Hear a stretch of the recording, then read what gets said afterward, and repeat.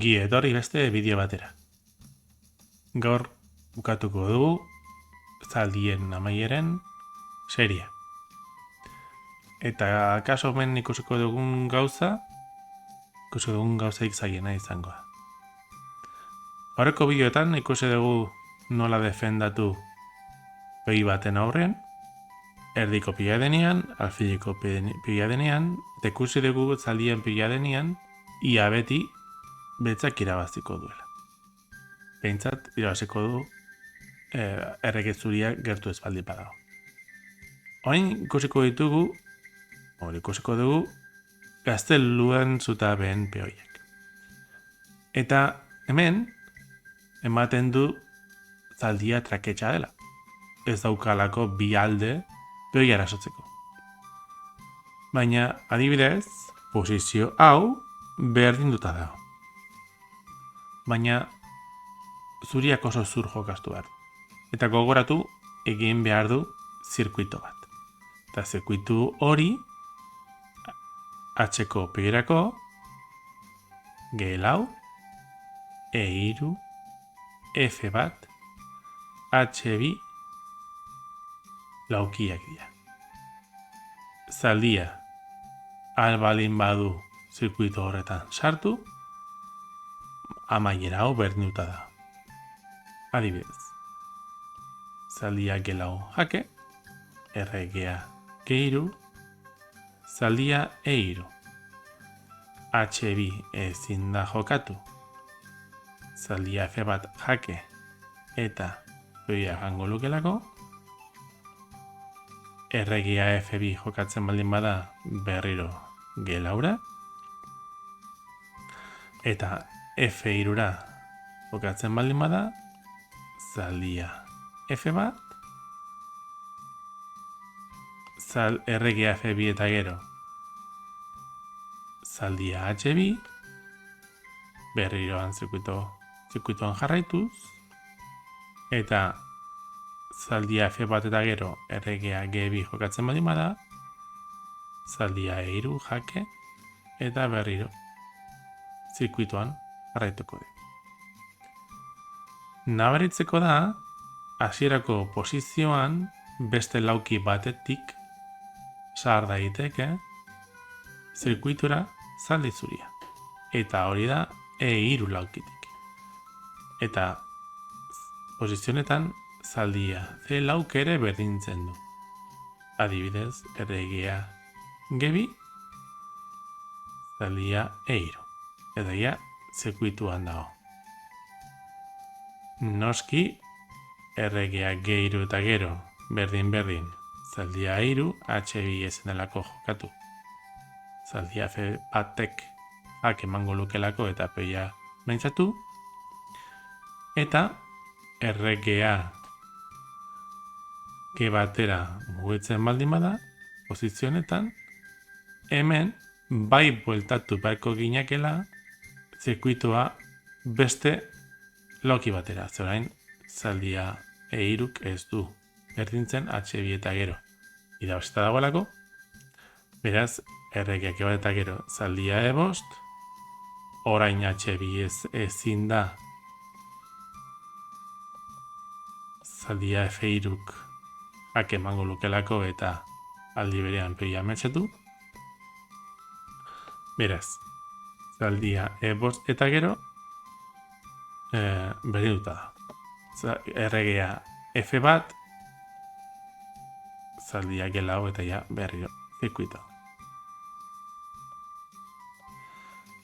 Bueno, ze gertatzen da, ez baldin bada hain erraza zirkuituan sartzea. Batzutan ere berdinduta dago. Eta adibidez, diagramako posizioan berdinduta dago. Baina era bakar batean, eta ez da zirkuitoan sartzen. Da, zaldia G-iru. Eta orain nola baiteko esia montatu du zaldi zuriak.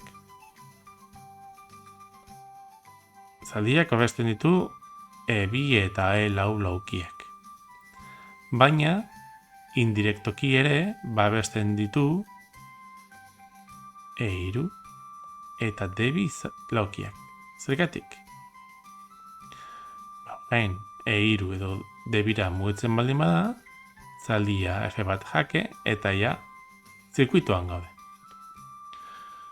Baina, gertatzen da zuzenean aurreratzen baldin bada bioia, H2. Orain berriro ere ez hori badago, orain D2 edo E3 mugitzen baldin bada errege beltza, zaldia F1ek jake emango luke eta aldi berean bioia mehesatu. Beraz, errege zuriak denbora dauka gerturatzeko. Erregea B7, erregea D4. Kasu honetan hemendik buelta emanez. Erregea C6, erregea E5, erregea C5, erregea F4. Eta orain, bioia amaieren ezaugarri bat jakin behar dugu. Eta hori da, zaldia H1 eta gero, errege zuria F1 edo F2 lokitara guten baldin bada, berdinuta dagoela. Eta kasua da. Erregea F3, erregea D4, erregea G2, erregea E3, erregea H1, erregea F2 eta erregea itota da. Eta berdinuta da. Baina ikusi dugun ezia eraikitzerakoan kontu handikin ibili behar gea. Posizio honetan, bi aukera nagusi ditu beltzak. Erregea D4, erregea D2. Zergatik erregea D3 ez, zaldia G3 eta gero, eta bakarrik G3 eta gero, lehen ikusi dugun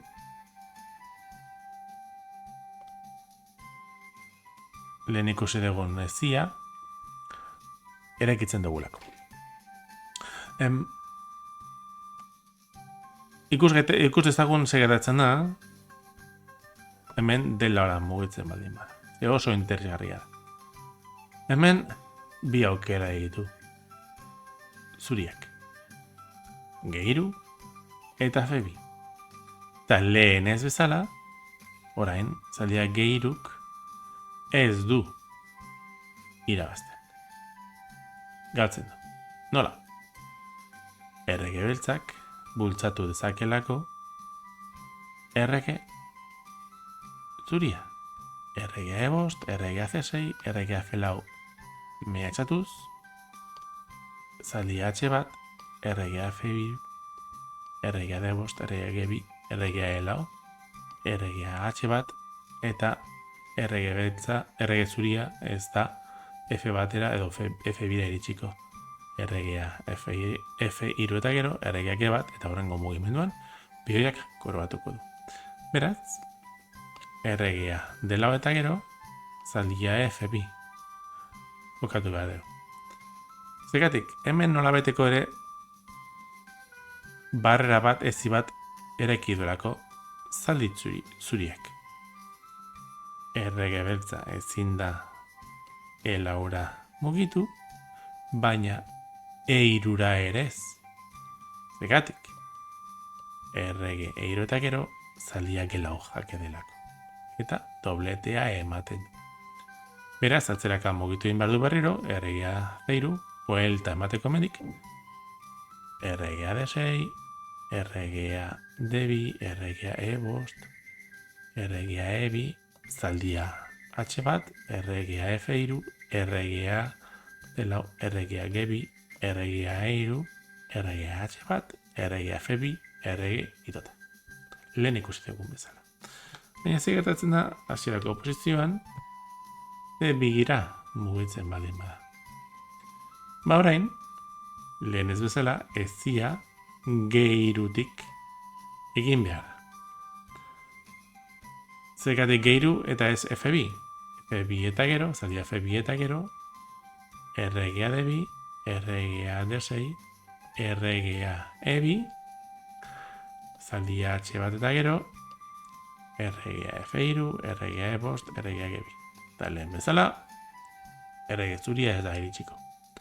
Noski, erregea E2 eta gero, azken trukoa da zaldia elau, orain ezin da koroatu zaldia gehiru jake eta peoia metzatuz, beraz, erregea F3, zaldia G5 jake, erregea E3, eta aurreko mugimenduan peoiak koroatuko.